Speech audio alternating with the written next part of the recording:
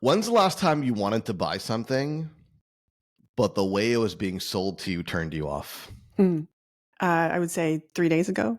Actually, Actually, yes. for the listener, I just sprung that question. She had no idea it was coming. Let's hear the story. Yes, and in fact, I did not buy, so there we go. All right. There's something here. There's something here. Tell us about it. Well, here we are. So I have a wedding coming up. And of course, as one does, you have to buy something new to wear to such wedding, right? You can't just be wearing your old clothes and showing up somewhere that you've showed up I'm before. literally in the same boat for this weekend, and then we'll commiserate about that separately. But yeah, I Perfect. hear you. Yeah. Perfect. So I went to this lovely boutique near my house where I've had great luck buying things before, thinking it was going to be an easy kind of in, try a few things on, find what I needed and leave. And instead, I essentially new salesperson, hadn't met them before that I'm aware of. And I have never been so attacked as I was in this store. And even after explaining, sort of how I wanted to shop and how I wanted this transaction to go, this person, I don't know, maybe they were new and they weren't meeting their quota yet. I'm not exactly sure what was going on, but was so very desperate to just sell something, anything, right? Not the thing I asked for, not the thing I was looking for. None of that was crossing your mind, no matter how many times we talked about it. And in the end, I left everything on the hanger and walked away. And what's interesting is it's not that there were not things there that I was interested in. And I may even go back because this wedding is looming and I need to find something to wear. But I'm going to go back when someone else is there or when the experience is different, right? When I'm the person who is running the show, I'm the person who's deciding how the transaction will proceed. So I don't know if that's where you're going or not, but I just recently had that experience. I'm very curious, right? So, but why? I mean, there's stuff there that you want, presumably, that would meet your needs, that checks your boxes. I mean, what does it matter how this person was behaving or interrupting or whatever? I mean, product's what you want, right? Like, why does it matter, Carrie? I mean, personally, I just get really irked by that kind of thing. So, I mean, there's the baggage that I carry in with me. But I think the other thing is you want to be I wanted to be sure of my purchase, right? That's the reason why you go in. That's the reason why you want the helpful salesperson, right? And the good mirrors and the good lighting, because you want to decide on the thing and feel confident that the money you're leaving behind is worth what you're taking. But she was so busy trying to sell me anything that I wasn't convinced that the thing that I wanted, the thing I was looking for, the outfit that I was considering walking away with was really the right thing, or whether it was just something that was there to, meet her need of making a sale that day. Now, you say that that kind of thing just irks you, but I'm just going to contend here that this is not a Carrie problem. Sure. It's very much a human problem. What irked you? What was it? It was a desperation. It was the desperation and the forcing of, I think, their agenda instead of my agenda. I went in with a need and my expectation was that my need would get met, right? And yes, we'd have a pleasant transaction and it's a win-win in the end. But what it really felt like is that we were there to serve her in some way, right? That we were going to find a way for her to sell something, not for me to buy something.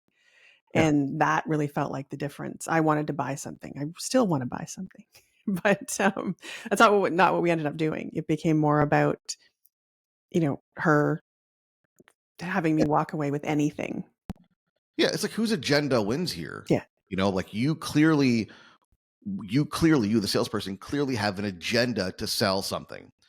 And when you demonstrate that it's kind of irrelevant to you what I buy, all trust is lost, right? Because now I don't really, when you say I look good in this, right? I don't really believe you. Or when you make a recommendation, I think that recommendation has more to do with what I might buy versus what is actually right for me or the right choice. And now you no longer, not only are you not relevant and valuable to me as a resource, you're actually harmful. Like I'd rather come into the store. I'm speaking for you now. Tell me if I'm, on or off the mark, but I'd rather come into the store and have nobody be there than you be there, because you are now actively introducing a new agenda and a bias that's make me questioning my decisions now and what's the right choice. Yeah, that's exactly it. And, what you're kind of getting to is what we're buying. And if we shift away from this, me in the dressing room scenario to most purchases, a lot of purchases, right? One of the things that you're buying is confidence. There are a lot of things you can buy. In this case, I wanted to buy confidence, right? Confidence in my decision, confidence I was walking out with the right thing. And what she was doing without, trying to, certainly, I think her intentions were the opposite of where she was landing, was decreasing my confidence instead of increasing it. And it's a true problem. Now, I'm at a loss at where to start here for consultants, because this is, yes, it's Carrie going in to buy presumably a dress for a wedding, but boy, it's just like every consulting transaction I've ever seen in my life. And maybe let's just contrast a couple of scenarios, right? The analogy here is of you, the consultant, walking into a sales conversation, not really thinking about even,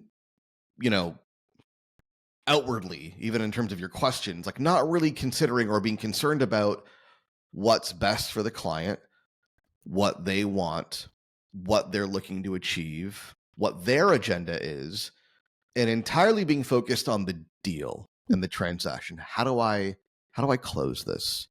How do I win this? How do I get the engagement? How do I get them to say yes? And the problem with this is, like Carrie, when your client walks into that conversation and they get a whiff, just a whiff. They don't need a lot. We are all very sophisticated in detecting sales intent, because most of us have been through a lot of it, right? If they get even a whiff that you're just there to close a deal, you're more concerned about your motivations and your interests than the client's motivations or interests, they will happily walk away, go down the list to one of the many other consultants that claim to do what you do and hope for a better experience. And here's the kicker: even if you're the best choice. Mm-hmm.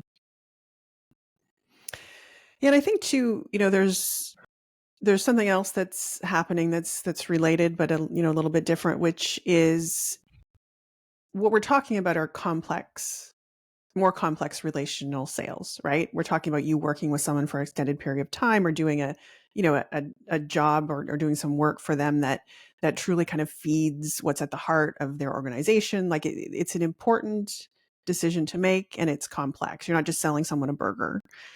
And the other thing that gets lost is remembering that every single person who comes to you wants to feel, unique and special and different, right? And feels that their problem is just that. And so treating everyone in the same way, as if they must all want exactly the same thing, because that's the thing that you're here to sell, right? Um, you know, not only positions you as someone who is not really appearing to care so much about what that prospect wants, but also that you don't care about them at all. And that's what they want, right? They want you to come in as someone who is on their side. They want you to come in as someone whose sole mission is to help them, not as someone who's sort of out there, just throwing the same solution at anyone who walks, up to their door. Yeah. They want to be seen. They want to be heard. They want to be listened to. They want to be understood. They don't necessarily care whether you've done the exact same thing for a client just like them, although some relatability is very useful from a positioning perspective, but they understand that they're unique. And your job as the consultant in the sales conversation is to essentially meet them where they're at, put their agenda front and center, and detach all attachment to the outcome or to the sale. Like when you go into a sales conversation or a discovery call and you're thinking, oh, here's a client potentially, and here's a sale, and actually, I had this conversation earlier today with a group of clients. Like the moment that you start attaching outcomes or consequences to the deal, the moment you start saying, oh, when this deal closes, I'm going to do so-and-so, or I'm going to do this, or we're going to invest, I'm going to build the team, and the moment you do that, you're dead in the water. Because you're now attaching all these expectations to a deal. And I don't care who you are, you're going to walk into that conversation loaded with self-interest, loaded with bias, right? Loaded with need to close the deal. You're going to be overly attached to the close, and that's going to bias you from actually listening, actually paying attention, actually reading the writing on the wall, reading the signals from the client as to whether this particular offer is a good fit or this particular modality is going to work for them, or some of the nuances on their problems. Like, you're not going to be paying attention to those things or listening for those things because you're too caught up in trying to close a deal. Yes, and I think, we've talked about this in terms of sales conversations, I think, before. It's something that comes up quite often for good reason, because we need to keep having the same conversation. But I think it's also worth talking about how this shows up before you get to that sales conversation. Because we're working with people who want to get to that point, right? They want to get to the point where people are talking to them. They want to get even to the place where they can have that discussion and truly engage with the person who's in front of them. And I think it sounds easy when you're talking about the sales conversation. You and I have already connected. We're talking about maybe doing work together. I can follow the connect the dots and figure out how this makes sense. But when you're trying to attract people, I don't think it's as straightforward. I want to talk about that a little bit. When you're trying to connect with people, the prevailing wisdom that's kind of flowing out there now is just put a bunch of stuff out online and people will appear, right? In your mind, how does this play out in the pre-sales conversation workflow? I think, just to draw a line in the sand, there's two ways you can get someone to a conversation, and even past the conversation. You can push or you can pull. And I'm going to overly simplify the entire thing because I think it's helpful to understand it that way. You can push or you can pull. You can push people into meetings. You can push people to pay attention to you. You can interrupt them. You can bombard them with messages. You can send them lots of emails, and you can push and say, hey, let's talk, and hey, let's meet, and hey, let's work together. And you will book meetings that way. Quick story. I don't think I've shared this on the podcast before, but I spoke to somebody who hired one of these run-of-the-mill LinkedIn marketing agencies to go out and send a bunch of cold outbound messages, LinkedIn messages, and email, presumably. And I don't think I've told you this story. This client paid $80,000 to this LinkedIn marketing agency to do this work on their behalf. And so they told me this number, and my jaw dropped to the floor. My next question was, okay, but how many meetings did they book? And the client said 60. They booked 60 meetings. Okay, well, that's, actually, I could see this being profitable. Now I'm curious. I did the math on, dollars per meeting, but I know that, this particular client sells a very high ticket solution. So I could see it being profitable. My next question was, logically, how many of those 60 meetings converted and became clients? Guess what the number was? I hope it was at least a few, but I have a bad feeling.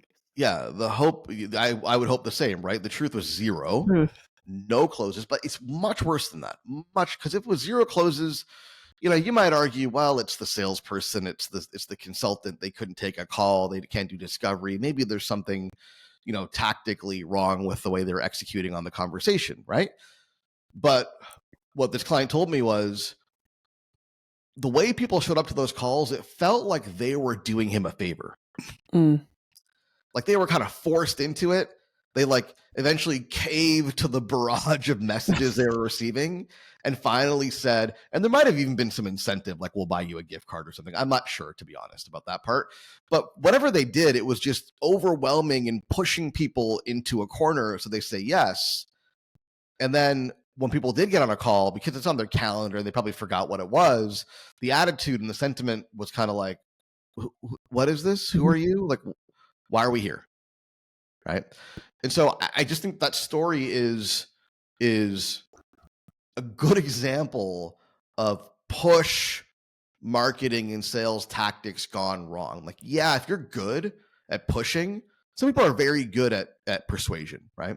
If you're good at pushing, you're good at persuasion, you can kind of force people to do what you want them to do, at least in the micro sense, right? But then once they get there and they get on the call and there's no context, there's no reason to believe they're in the right place, it all falls apart. Contrast that with pull strategies, pull marketing, pull sales, where you're not forcing anything upon anybody. You're not forcing them to take any kind of manufactured action. You're pulling them into your world by engaging their goals and their outcomes and their desires and what they're looking to achieve, and then positioning you initially, before even your offer, positioning yourself, the consultant, initially as a resource, as somebody who can be helpful on this journey, as somebody that can provide some insight, not even in a conversation initially, but through your material, through your thought leadership that might be helpful on their journey. And then you pull them in because that's safer for them. That feels more appropriate. You're a resource. I'm being pulled into your ecosystem because you have some valuable material that might help me, versus being pushed into a meeting. They lower their defenses, become more open-minded to what you have to say, and now the process of, ethical influence, I would say, can then take its natural course. And tell me more what that looks like. What does it mean? What does pull marketing even mean?